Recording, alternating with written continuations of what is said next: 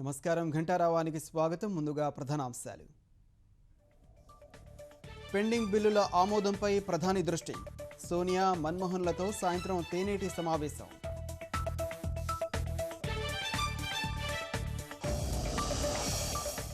లోక్సభలో కొనసాగనున్న రాజ్యాంగంపై చర్చ.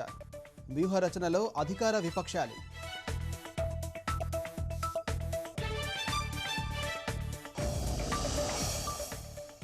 శ్రీకాకుళంలో పైవంతెన నుంచి పడిన ఒడిశా ఎమ్మెల్యే వాహనం. ఒకరు మృతి, ఇద్దరికి తీవ్ర గాయాలు.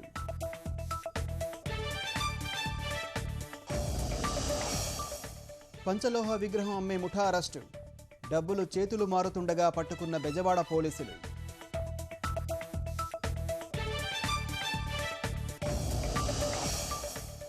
ఓటుకు నోటు కేసులో పురోగతి. వీడియో, ఫోన్ రికార్డుల్లో గొంతు రేవంత్ సెంట్రల్దేనని నిర్ధారణ.